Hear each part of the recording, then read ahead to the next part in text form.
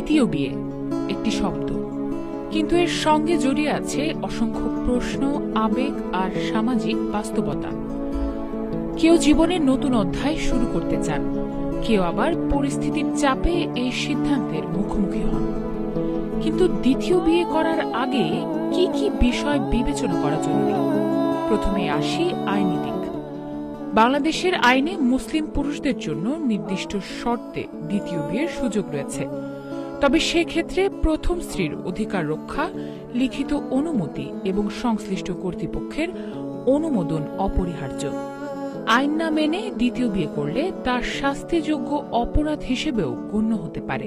তাই আবেগের আগে আইন জানা জরুরি। এরপর আসে পারিবারিক ও সামাজিক বাস্তবতা। দ্বিতীয় বিয়ে শুধু একজন ব্যক্তির সিদ্ধান্ত নয়, এর প্রভাব পড়ে প্রথম স্ত্রী, সন্তান, পরিবার এবং সমাজের উপর। সন্তানদের মানসিক অবস্থা, পারিবারিক সম্পর্কের টানাপোড়েন এবং সামাজিক গ্রহণযোগ্যতা সবকিছু ভেবে দেখা দরকার। অনেক ক্ষেত্রে এই সিদ্ধান্ত পরিবারের দীর্ঘমেয়াদী অস্থিরতার কারণ হয়ে দাঁড়ায়। আরেকটি গুরুত্বপূর্ণ প্রস্তুতি হল মানসিক প্রস্তুতি। আপনি কি সত্যিই দায়িত্ব নিতে প্রস্তুত? দুটি পরিবার, দুজন জীবনসঙ্গী, সমান অধিকার ও সম্মান নিশ্চিত করা সহজ নয়। মুসলিম আইন অনুযায়ী পুরুষের জন্য দ্বিতীয় বিয়ে জায়েজ থাকলেও বাংলাদেশের প্রেক্ষাপটে তা ছিল গুরুতর অপরাধ ও নৈতিকতার লঙ্ঘন। কিন্তু সম্প্রতি হাইকোর্টের এক রায়ে পাল্টে যেতে যাচ্ছে বহুদিন ধরে চলে আসা এই রীতি। এবার স্ত্রীর অনুমতি ছাড়াই দ্বিতীয় বিয়ে করা যাবে, ঠিক এমনই এক রায় দিয়েছেন হাইকোর্ট। মুসলিম পারিবারিক আইন সংশ্লিষ্ট একটি রিট আবেদনের পরিপ্রেক্ষিতে আদালত বলেন, দ্বিতীয় বিয়ের ক্ষেত্রে স্ত্রীর অনুমতি নয়, বরং আরবিট্রেশন কাউন্সিলের অনুমতির ভিত্তিতেই বিষয়টি নিষ্পন্ন হবে। এতদিন প্রচলিত ছিল স্ত্রী বা প্রথম স্ত্রীর অনুমতি ছাড়া দ্বিতীয় বিয়ে করা যাবে না। তবে আদালত বলেন, এই বিষয়ে মুসলিম পারিবারিক আইনে সরাসরি বাধ্যবাধকতার কোনো অস্তিত্ব নেই।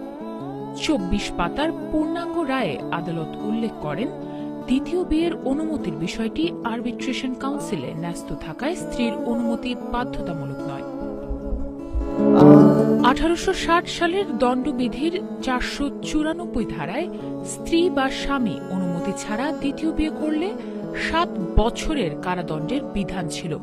পরবর্তীতে ১৯৬১ সালে মুসলিম পারিবারিক আইন চালুর মাধ্যমে নারীর ক্ষেত্রে ওই সাজা বহাল থাকলেও পুরুষের দ্বিতীয় বিয়ে ঠেলে দেওয়া হয় আরবিট্রেশন কাউন্সিলের অনুমতির ওপর।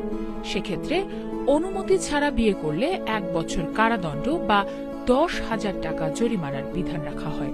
তবে এ রায়ের বিরুদ্ধে রিটকারীরা আপিলের ঘোষণা দিয়েছে। তারা বলছেন, আদালতের সিদ্ধান্তে বহু বিবাহের ক্ষেত্রে নীতিমালা ও নিয়ন্ত্রণ দুর্বল হতে পারে। তাদের দাবি, নারী পুরুষ উভয় ক্ষেত্রেই সমান অধিকার ও সুরক্ষা নিশ্চিত করতে রিট করা হয়েছিল। সমাজবিজ্ঞানীদের মতে আর্থিক সক্ষমতা ও মনস্তাত্ত্বিক প্রলোভন থেকে বহু পুরুষ একাধিক বিয়ের সুযোগ অপব্যবহার করার ঝুঁকি থাকে। ফলে সমাজে অসাম্য ও পারিবারিক অস্থিরতা বাড়তে পারে। তাই বিষয়টি সর্বোচ্চ আদালতে নিষ্পত্তির প্রয়োজনীয়তার কথাও জানান তারা।